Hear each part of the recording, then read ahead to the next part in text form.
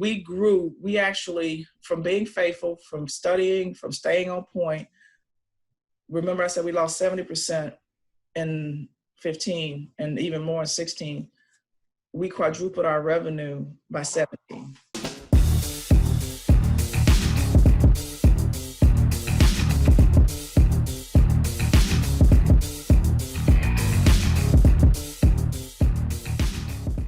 Hi, I'm Terrell Turner, the host of the Business Talk Library, and today I have another special guest on, and as you're going to find out, she is very well accomplished and involved in a lot of great things and mentoring and helping other entrepreneurs as well as running her own business, and she is an alumni of the Goldman Sachs 10,000 Small Businesses. So welcome to the show, Karen. Thank you, Terrell. Thank you for having me. Now, Karen, you have such a wide background of so many different things in the community as well as entrepreneurial. So tell us a little bit about kind of your professional background. Well, I'll say it this way. I had no plans of being an entrepreneur. I was in corporate America, started out in banking before I even graduated college. I worked for what is now Bank of America. It was another small bank back then for 12 years. And they wanted me to move to Charlotte after 12 years, and I just had a baby. It was like, no, thank you. So I moved over to a mortgage banking company in 19, oh my gosh, I'm going to date myself, in 1996, and loved that job. It was a cross between being in business for yourself and actually working for a business. So I started out in operations, and then I moved over to sales. So I think that was the preparation that I needed. So after 23 years of being in banking and mortgage banking, I got laid off. I got laid off in 2007, right before the fall of the financial crisis. Well, I didn't know what I wanted to do. I had no clue. The market has started kind of tanking. So as far as being in a position to have a position similar to mine was not an option locally. So somehow, I'm not going to say somehow, by grace of God, I got led to opening up my own business. And I was blessed because my nephew, who he and I had talked of maybe 8 months prior about doing something together, I reached out to him to say, hey, look, I know we talked about it, so I'm going to let you know I'm going to go out and open up my own business. He said, well, Auntie, I'd rather have you as my business partner than my competition. So none other than a mortgage company in 2007. So when we opened up that mortgage company, we did well for the first 6 months, so well that we opened up a second office in Charleston in June. And then, of course, began the unraveling. So we closed the office in Charleston that following December and tried to focus on the business, but the market had already started tanking. And by 2008, we knew, we had to close it. But what happened was I got a call from a nonprofit that was looking for somebody with my background. I'm a certified mortgage banker, and they were looking for somebody to help them fight foreclosure in the state of South Carolina. So I actually opened up KRJ Consultant to be a provider for them because they wanted me, but they didn't want the mortgage company because that was part of the problem, other mortgage companies. So I actually opened up this company to be a service provider. So from April of 2008 to December of 2008, we saved about 148 homes locally. Wow. Could have done a little more than that, but everybody didn't turn their paperwork in on time. So that led me into consulting for them, consulting for some of their funders. And it was good. I loved working with nonprofits. I loved working with people. I loved working and helping people. And somehow, I recognized, I started working as an adjunct professor in 2009. So I realized, oh gosh, this education thing, this training thing, I love it. And I went to the Small Business Development Center. So Small Business Development Centers are hidden gem for a lot of people. They're located all across the country, normally within a college or in a college area, but they provide no cost assistance, no cost consulting to small businesses. So I got connected with them and talked about rebranding. And in doing that rebranding process, realized, okay, what is it that I want this company to do? Definitely don't want to do mortgages anymore. So with 23 years, of my 23 years, 22 was in a supervisor or managerial capacity. So I said, well, let's leverage that. So it was consulting, It was training and development. And that's the birth of where I am now, going from service provider for foreclosure counseling to now doing more consulting, training, and development.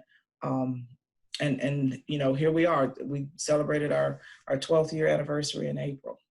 Oh, congratulations for that. Thank Now, you. one of the things that I'm always curious about is, everyone, I think every entrepreneur that I've talked to, well, let me say, people that think they want to be an entrepreneur believe that, you start here and there's just a straight line from where you go. But every entrepreneur tells me like the line went a little bit like this and you end up at some destination. So what did it feel like as you were kind of navigating, say, the unknown?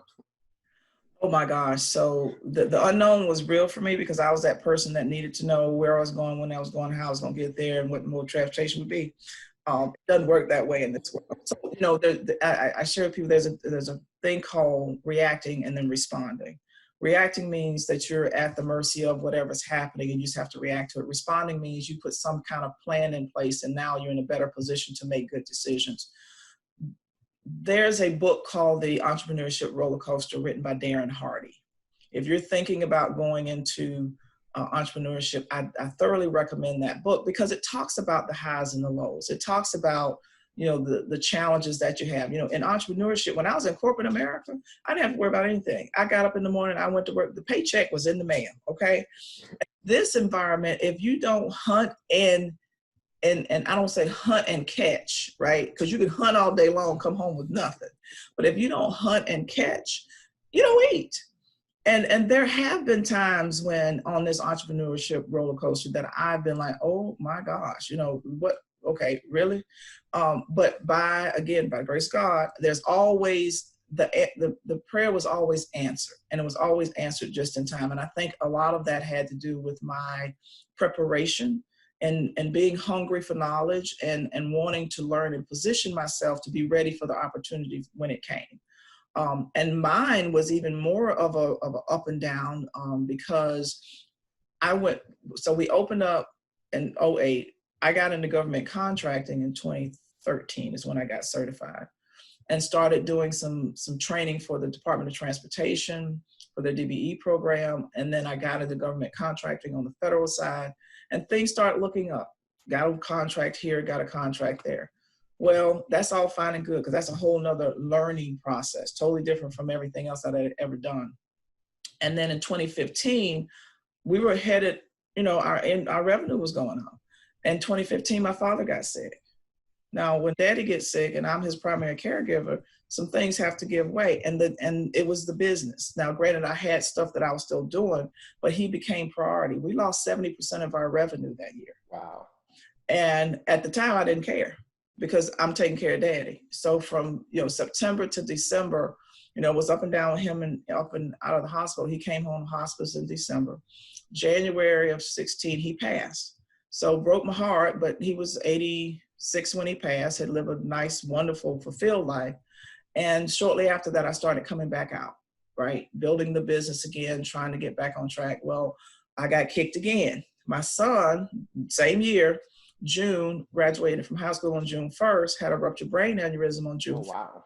So, everything shut down at that point.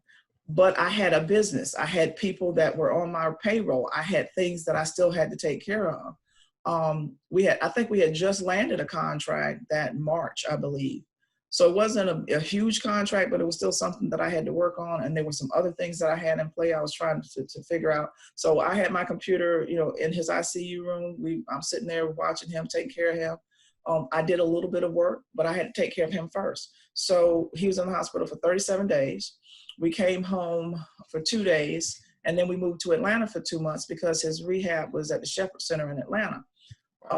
Again, while he was in rehab, I'm on the computer, sending out proposals, trying to do stuff. But again, God will make a way because while I was going through all that and being responsive, I got 2 new contracts.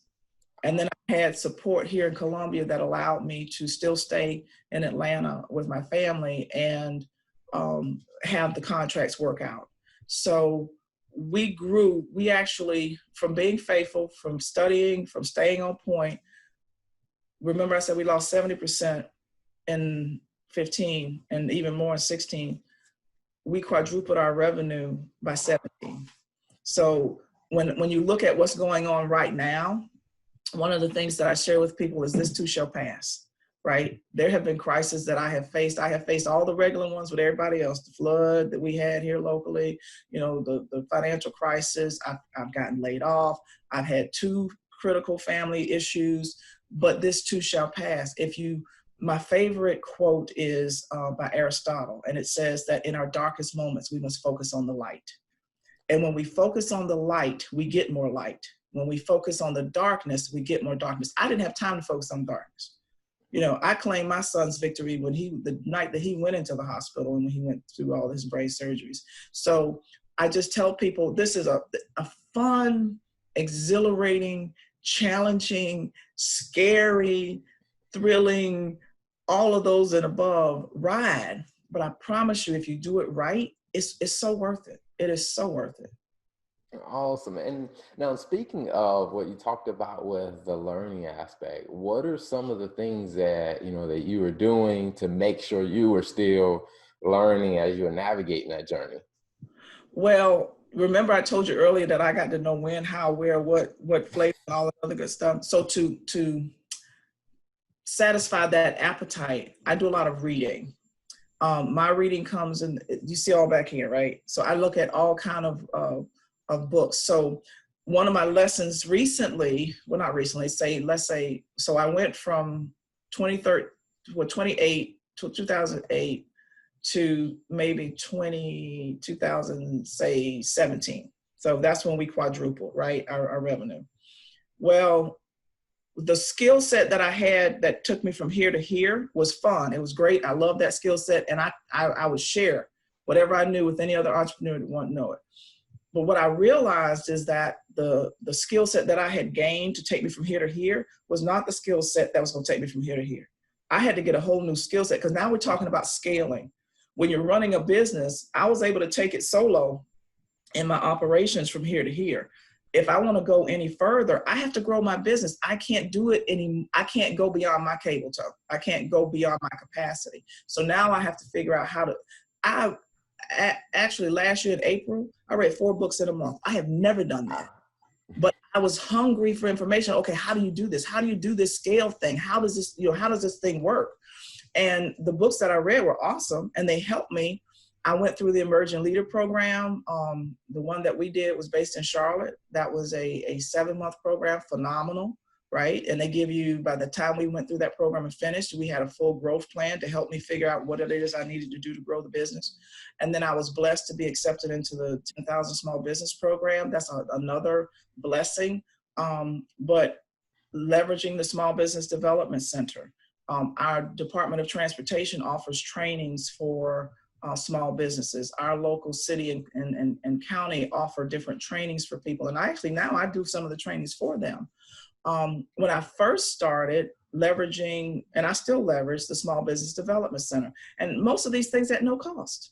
Wow. You're going to have people call you and say, hey, do da, but if you can get it at no cost, that's the best return on your investment you can find. Mm-hmm. Awesome. Now, so speaking of the trainings that you do, let's talk a little bit about the services that you offer in your business. So we have 2 divisions. One is our federal side, or federal division, where we do federal contracting for the government. So the government puts out, hey, we have a need for X. And ours is more in providing them with subject matter experts to go and work on their site. On the corporate side, or the what I call business to consumer or business to business side, we offer leadership training, we offer staff training, consulting, coaching. We just launched a program called the Crisis to Confidence series, where when everybody deer in the head, like we're in this new world, what a colleague of mine calls a parallel reality, where in other crises that I mentioned, the crisis happened, the flood happened, and then it was over, we recovered. The financial crisis happened and we recovered, and then it ended and we recovered. Right now, this COVID happened and we're still in it.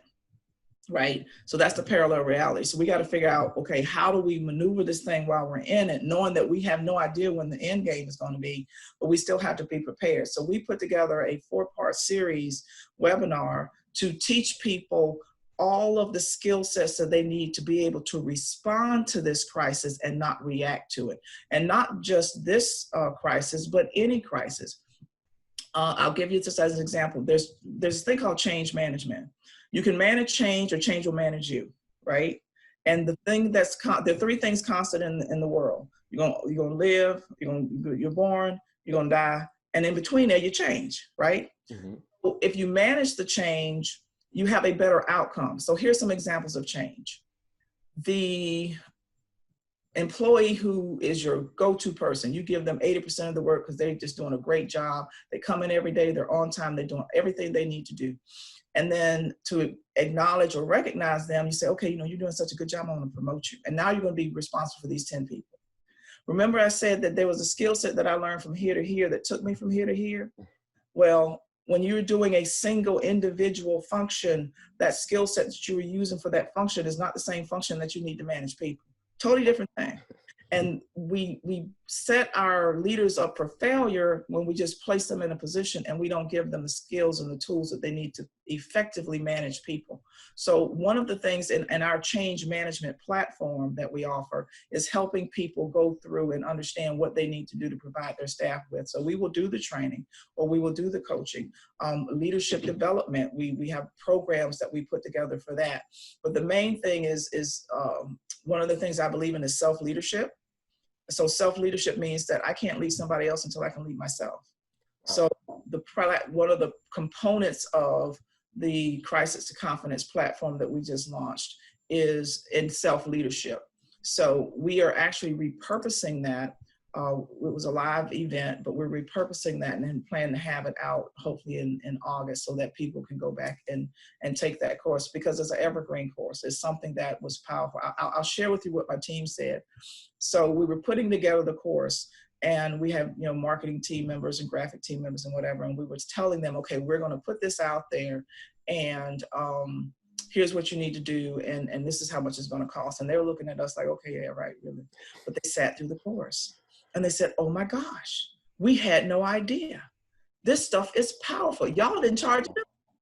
So those are the type of things that I want to continue doing and making a positive impact when, I don't do cookie cutter anything. So with my clients that I work with, I had a client that called me, a potential client that called me because they want to talk about the race relations issue, because I have no problem talking about that either. And this is a white firm.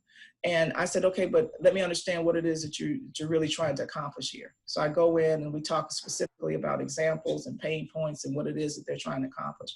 And it wasn't just the race issue, but it was also effectively communicating with their team members and how their team members needed to effectively communicate with each other, including that respect component.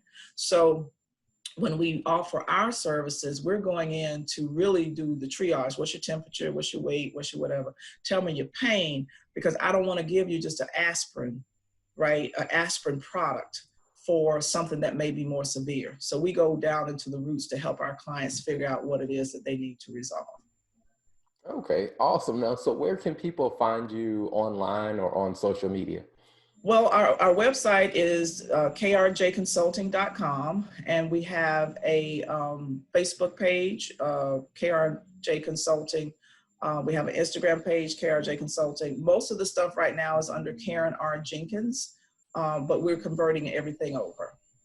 Okay, awesome, awesome. Now, one question I like to ask before we wrap up is, when you think about your journey, in which you've already given us so much wisdom, when you think about, your journey, what's a piece of wisdom or a lesson that you learned that you think, what, all entrepreneurs should learn this and understand this if they want to be successful as a business? So the reality for somebody that's new in the world of entrepreneurship, we have this myth that, okay, I worked for a company or I have a skill. I pour concrete well, I do this well, I do that well. The myth is that when you open up business and you put that rafter out, that business is going to automatically come. Doesn't happen. But you also have to realize is that your gift, your craft, that thing that you're selling is really only about 35% of your business. That's the thing that you can do.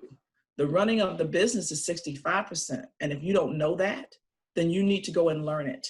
You need to understand that there's an operations component, there's financials involved. You know, we had a lot of businesses that lost out on the PPP loan because they didn't understand their financials and they didn't understand how to provide the required documentation because they didn't even keep track of it, right?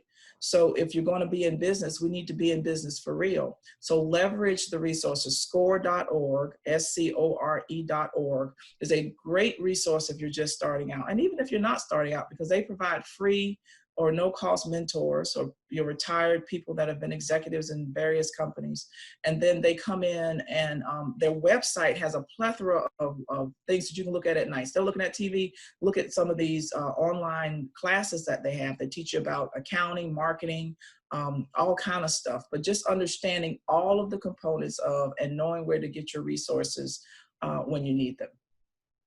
Awesome. Awesome. Well, Karen, thank you so much for being on the interview. Thank you for sharing all the wisdom, your story. I think it is absolutely amazing.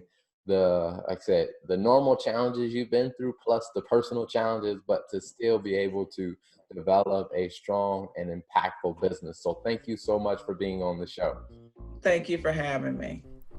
Thanks for tuning in to the Business Talk Library. If you like what you heard and you want to hear more, be sure to click the subscribe button and follow us on all social media platforms as the Business Talk Library.